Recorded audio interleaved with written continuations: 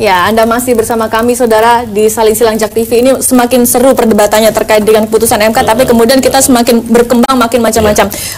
Tadi Mbak Ayu mungkin ingin menjelaskan bahwa ada pandangan orang bahwa ini putusan MK dan gugatan Anda ini jangan-jangan nanti membawa konservatisme agama ke dalam kehidupan negara. Jadi negara jadi jauh lebih konservatif gitu. Tapi Anda mengatakan bahwa nggak bisa dipisahkan begitu antara norma agama dan hukum. Kalau tidak bisa dipisahkan. Ada konstitusi kita itu sebagai genom itu Pancasila, sila 1 ketuhanan yang Maha Esa. Pasal 1 ayat 3 negara berdasarkan hukum. Pasal 29 negara mengakui ketuhanan yang Maha Esa. Apa kata-kata itu dalam undang-undang dasar? Artinya bahwa di Indonesia itu kita nggak bisa bilang bahwa agama itu harus dipisahkan. Dan saya setuju bahwa apabila ada ibu-ibu ini ya yang punya kekhawatiran, kegelisahan mengajukan ke MK, itu menurut saya itu adalah the sweetest practice of constitutional law. Itu udah paling bagus banget dibandingkan ya. Kalau kita bisa lihat ya, ada cara-cara yang dilakukan di luar sana yang menurut saya kurang beradab. Ada persekusi, ada macam-macam intoleransi. Tapi kalau ini cara inkonstitusional yang menurut saya itu harus diapresiasi dengan baik loh. Mbak, lalu kemudian bagaimana nasib saudara-saudara kita yang mungkin sekarang LGBT? Apakah itu kemudian mereka akan jadi dikriminalisasi? Jadi pertama-tama menurut Anda? Jadi pertama-tama harus diakui bahwa itu perbuatan yang salah. Sama seperti kenapa orang narkoba tidak boleh badan-badan gua minum narkoba, gua mati badan gua. Kenapa dilarang di negara? Karena negara itu tujuan tuh bukan cuma sekedar jadi pengawas atau wasit, tapi mendidik masyarakatnya untuk menjadi manusia yang beradab, membangun generasi, terus membangun peradaban. Nah itu yang kita inginkan. Jadi nggak bisa semua orang merusak dirinya sendiri. Negara itu nggak boleh. Lalu Anda melihat bagaimana kemudian treatment kawan-kawan kita yang sekarang atau saudara kita yang LGBT? Ya kan, saya juga sepakat bahwa hukum itu bukan satu-satunya jalan. Jadi kalau misalnya ada teman-teman LGBT, kita bantu dengan cara pulihkan. Kita udah banyak advokasi Mbak. Jadi banyak juga disaksikan di sidang-sidang di MK. Ada advokasi sana. Tapi yang kita takutkan adalah ketiadaan hukum ini membuat orang jadi semakin bukan cuma sekedar bebas melakukan, bebas berkampanye. Ini data-data dari banyak data-data yang kita dapat bahwa ada kucuran donor asing 8 juta dolar setara dengan 108 miliar yang dikucurkan untuk kampanye LGBT di salah satunya di Indonesia. Pak Monit silakan. Nggak ada hukumnya. Kalau terkait LGBT ya, saya rasa kita memang tidak bisa berbicara sektoral karena memang saya rasa ini bagian dari pertempuran gaya hidup ideologi. Betul, setuju. Misalnya, maka bagi saya para ibu-ibu, para pihak yang merasa keberatan cara pandang terhadap gerakan yang disampaikan dengan gambaran bahwa termasuk ada dana, ini hak mereka dengan cara pandang ideologi keislaman. Lepas kita akan katakan konservatif atau tidak, ini menyangkut peta penamaan dari kondisi itu.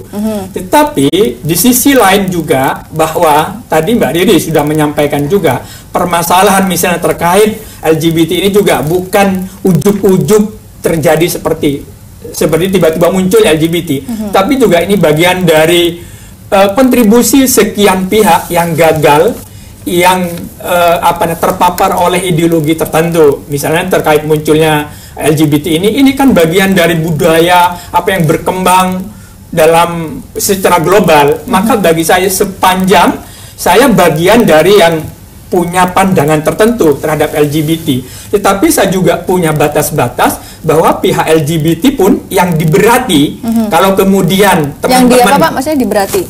Diberati. Merasa keberatan. Ibu-ibu ini merasa keberatan dengan LGBT ini, kemudian misalnya MK kemudian menyetujui, tentu ada korban yang terkait teman-teman LGBT. Saya juga harus berdiri untuk memilah antara pilihan ideologi saya terhadap LGBT dengan hak-hak mereka. Misalnya, sekalipun saya misalnya tidak setuju dengan menurut Ibu Kurota itu bahwa LGBT ini penyimpangan seksual, saya setuju melawan kodrat. Tetapi saya juga punya hak sebagai pengamat dan aktivis HAM untuk membela teman-teman LGBT dari sisi hak. Hak apa? Hak hidup, hak aman, hak hukum. Kecuali satu hal, ini pilihan ideologi saya terhadap teologi saya terhadap pelaku LGBT. Saya termasuk yang menolak LGBT sebuah gerakan. Saya tidak bisa. Saya tidak bisa melihat orang melawan kodrat ciuman di depan publik misalnya itu. Tetapi saya akan membela mereka. Ketika hak asasi dan lain sebagainya. Ketika hak lain, kecuali hak permintaan mereka untuk dilegalkan pernikahannya perilaku yang seperti itu. Ini pilihan saya. Saya nggak mau ditekan adanya ideologi HAM yang harus saya semua terima. Tetapi jangan khawatir, saya akan bela hak lain kecuali hak nikah sejenis misalnya. Pak, andai kan kemudian apa yang diminta sama Bu Ayu itu kemudian besok mungkin akan diakomodasi oleh DPR, apa yang akan terjadi dengan LGBT yang ada di Indonesia? Nomor satu, tidak semudah itu, karena di DPR juga ada banyak kepentingan dan ada banyak nilai yang dianut gitu. Sekarang aja ada 9 kepentingan kan, nanti pemilihan akan datang bisa lebih dari 10 mungkin partai yang ya. Tapi kan begini Pak, kalau kita lihat saja tanpa begini saja, kita kemarin kan lihat di Tangerang ada persekusi, ada juga beberapa yang dikhawatirkan itu ada kriminalisasi dengan saudara-saudara kita yang juga melakukan hal tersebut. Iya, artinya apa namanya, kan sebenarnya gini, kalau mau dilihat aturannya ke KUHP berapa tadi, 292 ya, 292 itu perspektifnya sudah ada, itu LGBT di situ ada. Karena yang dewasa mencabuli yang anak-anak satu jenis gitu. Artinya pikiran pembuat undang-undang itu sudah ada. Artinya kalau dewasa dia juga nggak sampai masuk ke arah sana gitu. Tapi ketika dia menyangkut anak kecil yang pola hubungannya tidak seimbang, maka hukum masuk gitu. Kira-kira negara melindungi kan gitu, ya kan? Nah, karena itu kalau umpamanya apa namanya LGBT dilarang, persoalannya begini, hukum itu selalu ada korbannya gitu. Nah, siapa yang jadi korban? Yang tadi dimaksudkan Mbak Riri itu, dia memahami Pak Zul apa yang dilakukan oleh emak-emak itu, tapi yang berada di sini juga emak-emak juga. Jadi maksudnya jangan sampai kemudian dikotomi bahwa ini mama yang power mama dan di sebelah sini juga ada power emak-emak juga gitu.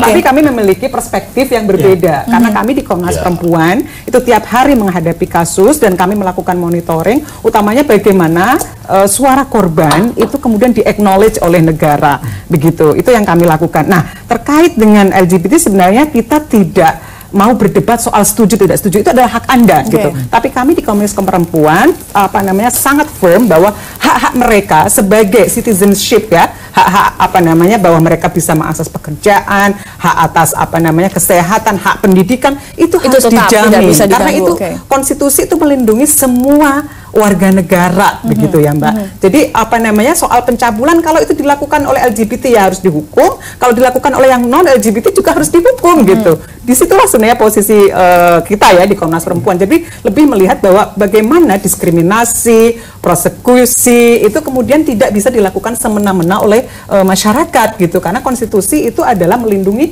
seluruh warga negara gitu.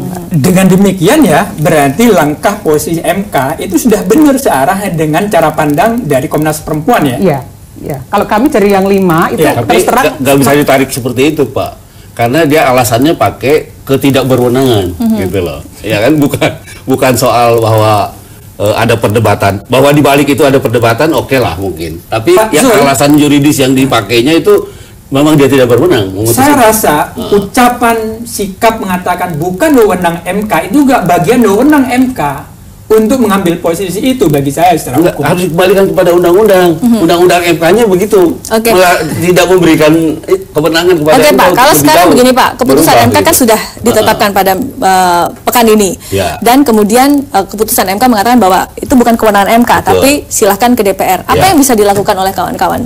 Ya, sebagai satu gerakan nilai, kalau saya sah saja. Ada 9 partai, ada 10 partai masuk ke 10 partai gitu. Nggak ada masalah gitu. Iya kan? Seharusnya wakil mereka kan? Mestinya begitu.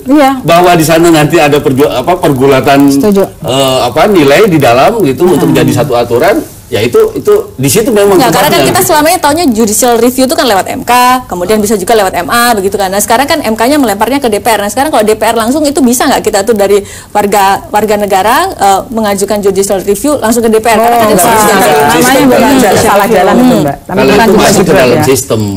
Karena sistemnya kan MK mengatakan ke DPR. Ada gitu, ada organisasi aspirasi. Jadi mungkin langkah selanjutnya, mungkin pertanyaannya gitu kali ya Mbak ya, lebih tepatnya langkah selanjutnya setelah MK nih menyatakan bahwa ini harusnya dibahas di DPR, tapi MK lihat putusannya deh. MK itu bilang bahwa permasalahan seperti ini merupakan concern bersama. MK sudah menyadari ini masalah bersama yang harus menjadi perhatian para pembentuk undang-undang. Itu di putusan bisa dicek. Nah, tapi singkat cerita bahwa kita menghormati sekali ya Mahkamah Konstitusi ya sebagai the guardian of Constitution, itu kita udah kita salut sama MK, kita juga salut sama 4 dissenting itu, terima kasih ya Pak. Tapi intinya bahwa setelah ini diputus final dan binding, kita juga insya Allah ikhtiarnya juga akan kita lanjutkan ke DPR. Tapi ingat, ini adalah konteks. DPR itu dengan cara apa berarti Mbak? Ya kita pakai aspirasi kan, kalau mereka kan di rancangan undang-undang itu pasti ada yang namanya audiensi, segala macam, dan RUKHP itu sebenarnya udah dari tahun 70-an ya Pak ya. Nggak selesai, maka ada anekdot RUKHP itu bakal jadi KUHP kalau udah menjelang kiamat, saking lamanya itu ada anekdot. Tapi intinya kita udah tahu itu susah banget, itu lama ya, dan mudah-mudahan masih bisa masuk.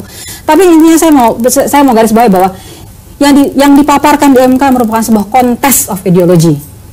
Ada ideologi yang sedang bertarung di negara ini. Jadi ini bukan masalah hukum saja, tapi ada masalah ideologi. Ya, itu adalah sebuah cerminan. Jadi sebenarnya ini adalah sebuah cerminan bahwa di Indonesia saat ini bukan cuma sekedar orang-orang yang punya dana yang liberal, atau misalnya yang punya dana donor yang tidak bisa hanya kuat. liberal yang punya, setuju.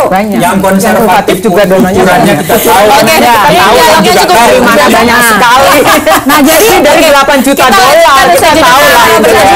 Boleh saya gini. Oke, kita break dulu. Kita break dulu.